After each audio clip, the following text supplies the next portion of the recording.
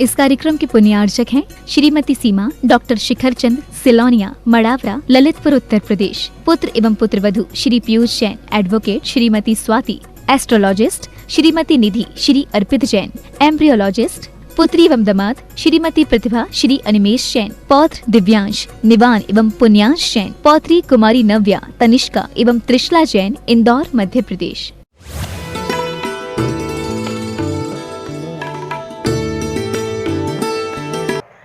हाँ, कभी कभी रोटी पर आटे पे चलने वाला बेलन हवा में भी तो चलता है। फिर किसके लगता है वो उसका पुण्य पाप है, पर हवा में भी कभी कभी चलता है, वाइपर भी चलता है और झाड़ू भी चलती है। फिर तो मिथ्या दृष्टि हो गए ना, फिर तो मिथ्या दृष्टि हो गए ना।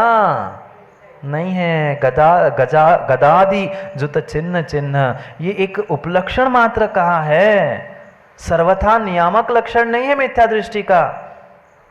ऐसा होने पर आप उसे अगर परमात्मा मान रहे हो तो वह मिथ्यात्व है, अन्यथा नहीं है, अन्यथा नहीं है। जीव स्वरूप को, सम्यक मिथ्यात्व को समझ ही नहीं पा रहा। घंटों घंटों नहीं चेतन जी, जीवन भर अगर उसका व्याख्यान कर ले तो कम पड़ जाएगा। इतना वर्तमान में सम्यक और मिथ्यात्व को लेकर प्रयास है कि नहीं है। मात्र क्रियाओं को निर्मल जी ने कहा ये सम्यक ये मिथ्यात्व, मात्र क्रियाओं से नहीं, तुम्हारी मान्यताओं से सम्यक मिथ्यात्व होता है। मान्यता से सम्यक मिथ्यात्व होता है, चाहे क्रिया हो, आगम हो, देव हो, गुरु हो, धर्म हो, जैसी विपरीत मान्यता वैसा ही वह मिथ्यात्व माना जाता है, वैसा ही वह मिथ्यात्व माना जाता है। वनिता गदादि जुत चिन्ह चिन्ह। फिर क्या निर्णय हुआ माँ? सुबह आप मिथ्या दृष्टि और शाम को सम्यक दृष्टि? नहीं, ये बहिरंग लक्षण है। आत्मभूत लक्षणों तक पहुंचने का प्रयास करो ना। ये तो बहुत बाहर का अनात्मभूत लक्षण था। आत्मभूत लक्षण, आत्मभूत तक, भीतर तक व्यक्ति पहुंचना ही नहीं चाहता। उसने शस्त्र उठा लिया, वो मिथ्या दृष्टि हो गया। नहीं है। जो सच्चे देव शास्त्र गुरु की आराधना सेवा में लगा है वह आयतन है, चाहे इंसान हो, चाहे तिर्यंश हो, चाहे मनुष्य हो, वे सभी आयतन हमारे लिए, सम्यक दृष्टि जीव के लिए श्रद्धा का विषय है, पूजने का नहीं। दोनों बातों में भिन्न भिन्न रूप से समझना। श्रद्धा का विषय भिन्न है, जय जिनेन करने का विषय भिन्न है, और पूजने का, परम पूज्य मानने का विषय भिन्न है। परम पूज्य मान के मत पूजो, पूज्य मान के मत पूजो, पर एक सम्यक दृष्टि है। उस सम्यक दृष्टि जीव को क्या माँ आचार्य भगवंतों ने जघन्य पात्र नहीं कहा? पढ़ो रहनसार जी में कुंद स्वामी स्पष्ट रूप से कहते हैं जो सम्यक दृष्टि जीव है वह जघन्य पात्र की श्रेणी में आता है। कोई व्रत नहीं, कोई नियम नहीं, कुछ नहीं है, पर मात्र चतुर्थ गुण स्थानवर्ती सम्यक दृष्टि जीव एक चौथे, तीसरे पात्र यानी जघन्य पात्र की श्रेणी में आता है। 4 प्रकार के दान उसे देने योग्य है। वह शठ करत न तिन भव भ्रमण छे। वह शठ है, मूर्ख है, मूढ़ है, जो ऐसे कुदेवों की सेवा में लीन है। भूल रहा है, उनकी सेवा करने से मेरा भव भ्रमण बढ़ने वाला है। न तिन भव भ्रमण छे, भव भ्रमण का छेद करने की उसकी भाव ही नहीं है। इसलिए तो उलझा है बेचारा उस गृहित मिथ्यात्व में प्रतिदिन। अगर तनक भी, थोड़ा सा भी कहीं माथा टेकने के भाव हो रहे हैं तो पक्का मानना तुम गृहित मिथ्यात्व में डूबने वाले हो। बच लो, बचा लो, अपने आप की रक्षा कर लो। जाते जाते कहीं हाथ जोड़ने के भाव हो रहे, कहीं कुछ करने के भाव हो रहे हैं, पक्का है अभी तुम्हें भव भ्रमण से, भवों के दुखों से डर नहीं लग रहा, भयभीत नहीं हो, उससे बचने का पुरुषार्थ करने के भाव ही नहीं हो रहे। थोड़ा सा लोभ, थोड़ा सा भय, थोड़ा सा स्नेह जैसे ही सामने दिखता है व्यक्ति पिघल जाता है। 1 नहीं, 2 नहीं, 100 मूड वाला भी अगर तुम्हारे सामने सचिन तलवार लेके आए, मैं गर्दन काट लूंगा, मुझे नमस्कार कर, कभी मत करना, कभी मत कर लेना। वो कहेगा ठीक है मैं नष्ट कर दूंगा, और कह देना ठीक आपको करना है, मेरा एक भाव चला जाए, पर तुम्हें मैं माथा टेक कर कभी भी किसी भी प्रकार से अपने भव भ्रमण को बढ़ाने वाला नहीं हूं। कठोर निर्णय किया था उस वज्रकर्ण ने। जी गुरुजी, आप कह रहे हो, आपकी बात मैंने मान ली, स्वीकार कर ली, जैसी आपकी आज्ञा। सम्यक दृष्टि जीव की यही पहचान होती है कि सबसे पहले वह गुरु आज्ञा को स्वीकार करता है, फिर जाकर काम करने के बाद वो विचार करता है। मात्र पहली बार दर्शन किए, उपदेश सुना, उस वज्रकर्ण ने निर्णय कर लिया, बस बहुत हो गया मिथ्यात्व के कारण से संसार में भ्रमण करना। आज से गुरुजी मैं संकल्प करता हूं कि किसी कुदेव, कुदगुरु, कुशास्त्र या किसी को भी मैं माथा नहीं टेकूंगा, हाथ नहीं जोड़ूंगा। सच्चे देव, शास्त्र और गुरु के अलावा मैं कहीं हाथ जोड़कर अभिवादन करूंगा ही नहीं। नियम लेके वो तो चला गया, नियम लेके वो तो चला गया, पर व्यापार था, काम था, राजा था, दूसरों के पास पहुंचना भी था। उसने सोचा मैंने नियम लिया है, अब मैं उस सिंहोदर राजा के अधीनस्थ हूँ, उसका सेवक हूँ, मुझे उसकी आज्ञा का पालन करना पड़ेगा, समय समय पे उसके पास जाना पड़ेगा, उसको अभिवादन करना पड़ेगा, फिर मेरा नियम टूट जाएगा। मैं कैसे उसे अभिवादन करूं?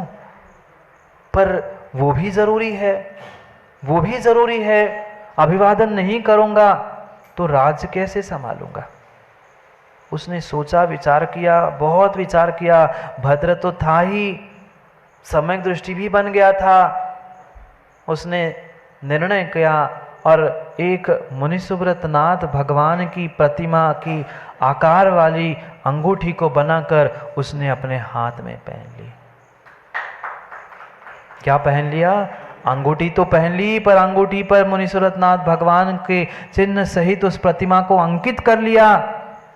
और जब भी हाथ जोड़ता पहले उस अंगूठी को सामने करता और सामने हाथ जोड़ता। किसको नमस्कार किया? नहीं है, नहीं है, उतनी श्रद्धा नहीं है। कहाँ मुनिसुब्रतनाथ भगवान, कहाँ उनका मुनिसुब्रतनाथ भगवान का चिन्ह? आज उस कछुए को लोग देव मान के पूज रहे हैं। हाँ सही तो कह रहे हैं, अंगूठी कछुए की पहन। पूछा मैंने एक युवा से कि भाई ये कछुआ क्यों पहना है? वो कह रहे महाराज जी मुनिसुब्रतनाथ भगवान का चिन्ह है ना, इसलिए पहना है। मैंने कहा काय को झूठ बोल रहे भैया, हम ही बना रहे थे, हम ही बना रहे मुनिसुब्रतनाथ भगवान का। निकल शेर का भी, ये शेर को पहन लो ना, फिर तो महावीर भगवान वर्तमान शासन नायक थे। बैल का पहन लो, नहीं वो तो हमें कछुआ ही चाहिए। कैसे पागल हो रहे लोग, कैसे पागल हो रहे। उस तिर्यंश को देव मान के पूछ रहे। रखे कितने सारे उस दुकान और पता नहीं कहाँ कांच के उसमें रखे, पानी भरते और कहते इच्छा मांग लो, पानी सूख गया, तुम्हारी इच्छा पूरी हो गई। हाँ ऐसा ही है। घर में रखे होंगे कछुए, नहीं रखे? रखे। मैंने इसलिए नहीं बताया रखने के लिए, नहीं तो कहो महाराज ने अच्छी बताई, हम भी घर जाके रख ले। हाँ, विपरीत करने वाले बहुत ज्यादा लोग हैं। आगम की वाणी का ऐसे ही तो विपर्यास किया। भगवान ने कुछ दूसरे अभिप्राय से कहा, आगम व्यक्ति ने अपने अपने अभिप्राय से उसे ग्रहण कर लिया। लाने के लिए नहीं कह रहा हूं। कई सारों ने तो जिंदा कछुए पाल लिए अपने पानी के टंकियों में रखे। जाके देख लो, हम तो पूरे देश घूम के आए। सोने के, चांदी के, हीरे जवाहरात के वे कछुए बनकर कहीं अंगूठी में, कहीं कहीं पाल के रखे। वे देव नहीं है, वे देव नहीं है, वे देव नहीं है। उन्होंने तो, वह वज्रकर्ण ने तो उपचार से वहां प्रतिमा को स्थापित करते हुए अपने सम्यक में दोष ना लगे इसलिए प्रयास किया था। और तुम तो साक्षात वो पता नहीं कितने सारे क्या क्या पहनकर और कहां कहां माथा टेक कर अपने सम्यक में दोष लगा रहे हैं। इतना ही शौक है सभी भगवान के चिन्ह पहनने का, तो युवाओं से कह दो एक आध सुअर की भी अंगूठी बना लेना, सुअर के चिन्ह की, और पहन लो। वो नहीं पहनना। हमें मतलब जितना है उससे। कहाँ हम मिथ्यात्व में डूब रहे हैं, कहाँ कुरीतियों में डूब रहे हैं, पता ही नहीं समझ पा रहे हैं। एक क्षण के मिथ्यात्व के पीछे आप कई भव बिगाड़ रहे हो, ये भूल मत कर लेना। यहाँ तो समंतभद्र स्वामी कह रहे हैं, भयाशा स्नेह लोभास्य कुदेवागम लिंगिनाम। भय, स्नेह, किसी लोभ के कारण भी, आज तो लोभ दिख जाए, पैसे दिख जाए, व्यक्ति धर्म क्या, गुरु क्या, पिता को भी छोड़ने के लिए तैयार है। देख लो जाके बड़े बड़े शहरों में ऐसी स्थिति है। वे धर्म, कल भी मैंने बताया था कि उनने धर्मांतर कर लिया। किसी ने भय के निमित्त से, किसी ने लोभ के पीछे और किसी ने स्नेह के पीछे। सम्यक दृष्टि जीव कभी कभी अपनी श्रद्धा से नहीं हटता। उस वज्र कर्ण की बात भी लोगों ने समझ ली। अच्छे करने वालों के लिए आग लगाने वाले तो मिलते ही है, नहीं मिलते? कान भरने वाले बहुत सारे मिलते हैं। उस सिंहोदर राजा के जाके किसी ने कान भर लिए। आप किसे अपना कह रहे हैं? वो कभी आज तक आपको नमस्कार, उसने कभी आज तक आपको नमस्कार किया ही नहीं। सिंहोदर भी सोचता है ऐसा सही में है क्या? राजा तो राजा ही था, बेचारा कच्चे कान का था। किसी ने कुछ कह दिया और उसने वो मान लिया। संसार में ऐसे बहुत सारे सौरभ जीव होते हैं जो तुरंत कान खाते हैं। ऐसे लोगों से बचना चाहिए, ऐसे लोगों से दूर रहना चाहिए। कोई किसी की अच्छाई नहीं देखना चाहता, थोड़ी सी अच्छाई की जाके कान में डस ली। हाँ, मच्छर तो बाद में डसते हैं, देखा क्या? मच्छर तो बता के डसते हैं, गूं करके फिर काटते हैं। और एक कान काटने वाले, डसने वाले तो तुरंत आके डस लिए। अब पूरे सर्वांग में जहर फैल गया। अब पूरी जिंदगी भर वही ऐसा क्यों हुआ? वो सिंहोदर भी बेचारा कान के डसा बीमार पड़ गया। उसने निर्णय कर लिया, अब तो मैं उसे देख लूंगा। मैं इतना बड़ा राजा, वो मेरी आज्ञा में रहने वाला सेवक, और मुझे नमस्कार नहीं करता। बुलाओ उसको बुलाने की आज्ञा दे दी। उसको कुछ पता ही नहीं वज्रकर्ण को की बात क्या है, किस लिए राजा ने बुलाया है। वो तो बेचारा राजा की आज्ञा मानकर चलने लगा। आगे कुछ अपने महल से नीचे उतरकर वह तैयारी करके जाने ही वाला था। उतने में दौड़ते दौड़ते एक व्यक्ति आया और धीरे से उस राजा वज्रकर्ण के कान तक पहुंचता है और कहता है, एक मिनट का समय चाहिए, बस कुछ अच्छी बात आपसे कहना चाहता हूं। होता क्यों? बोलो, ऐसे दौड़ते भागते, ऐसे पसीना लथपथ होके क्यों आए? वो कहता है अभय दान चाहिए। वो कहता ठीक है, दे दिया अभय दान, बोलो तो। वो कहता है आपको सिंहोदर ने मिलने के लिए नहीं, मारने के लिए बुलाया है। वो कहता है हाँ, मैं तो उसके अधीनस्थ हूं, मैंने क्या बिगाड़ा? उसने पूरी हकीकत बताई, ऐसा ऐसा है, उसको आपका राज पता चल चुका है, आप उसे नमस्कार नहीं करते, इसलिए वो आपको मारने के लिए बुला रहा है, आप वहां ना जाए। वो कहता है मार दे सो मार दे, मेरा नियम पक्का है, मैं किसी प्रकार से उसके सामने झुकने वाला नहीं हूं। पर ये तो बता, तुम्हें ये बात पता कैसे चली? ये अंदर की बात पता कैसे चली? बहुत सारे होते बाहर की तो पता ही नहीं रहते, अंदर की बात पहले ही खोज लेते। चोर होते हैं। वो उसने कहा क्या करे, मैं तो चोरी करने गया था, एक वैश्या के प्रेम में मैं रानी के कुंडल को चुराने के लिए उनके नगर में महल में पहुंचा था।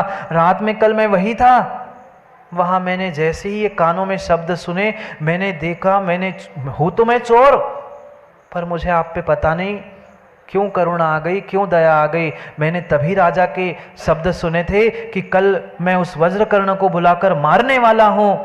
मैं चोरी छोड़कर, सब छोड़कर आपके पास दौड़ के आया हूं। पता नहीं क्यों मुझे ऐसा लगा कि आप धर्मात्मा हैं, आप धर्मात्मा की रक्षा होनी चाहिए। वो कहता है ठीक, कोई बात नहीं, उसे मारना है तो खूब मारे, पर यह भी पक्का है अब मैं उसके यहां नहीं जाऊंगा, उसको आना है सो वो आ जाए।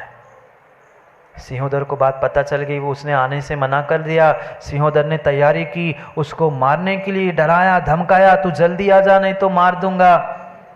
पर वज्रकर्ण टस से मस नहीं हुआ। अभी कोई धमकी दे दे, अभी आपको कोई धमकी दे दे, आप बोलो, कठोर नियम, कठोर सम्यक दर्शन, सब पिघल गया महाराज।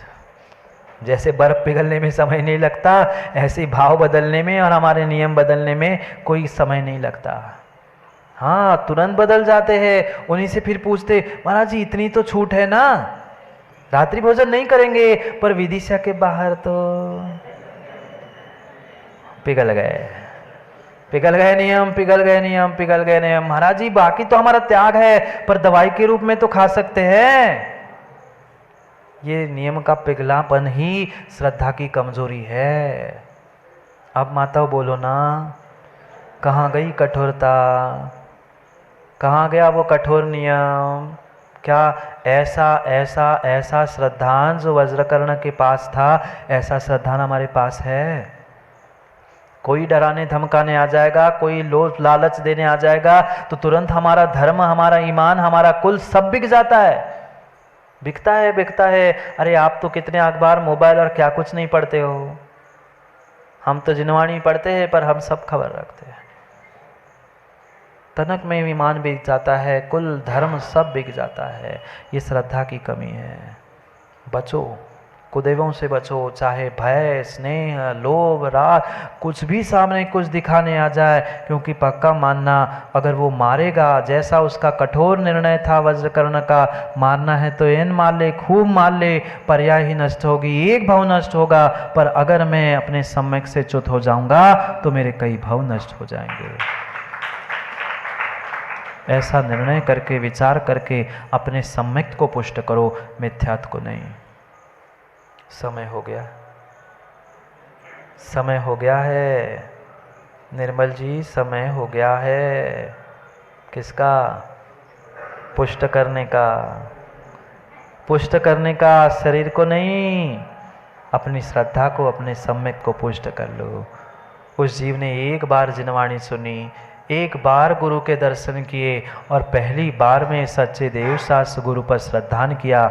हम तुम्हारा आज रोज ही करत, आप तो रोज ही सुनाते हो, हम सुनते हैं यहाँ, खूब अच्छा सुनते, और जैसे ही बाहर गए कि छोड़ दिया, यही झटकार के चले जाते। जैसे धूल झाड़ के जाते, ऐसे यही का यही छोड़ जाते। जाओ, समझना है समय को तो समय पे, समय का ध्यान रखते हुए समय पर पहुंचने का प्रयास करो, क्योंकि पुनः समय मिले जरूरी नहीं है। नहीं है। उस वज्रकर्ण तो एक गुरु मिले थे, आपको समय, आने वाले समय के लिए अभी मिलने वाले हैं, अभी पक्का नहीं हुआ है। प्रदीप महामंत्री जी आ तो गए हैं, पर अभी कोई पक्का नहीं हुआ है कि रुक ही जाए। हाँ, नहीं तो सोच ले अब तो आ ही गए महाराज, बैठे ही जाएंगे, रुक ही जाएंगे। अभी काफ़ी समय है, अभी काफ़ी समय है। निर्णय कर लो, समय को समझना है तो समय देना पड़ेगा। दुकानदारी घर गृहस्थी के लिए नहीं, वो तो देते ही आए हैं अपने आत्मा के लिए, परमात्मा बनाने के लिए, समय के लिए, समय के लिए समय देना होगा, तो ही समय काम में आएगा। कुछ नहीं चाहिए, मात्र समय, और समय चाहिए और कुछ नहीं। इसलिए तैयारी कर लो, तैयारी कर लो। कर ली?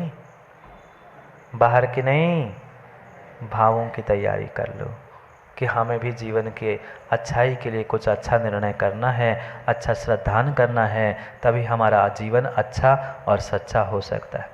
करेंगे पुनः समय पर समय की बात को, क्योंकि समय पे किया गया काम समय को दिलाता है। बोली भगवान महावीर स्वामी।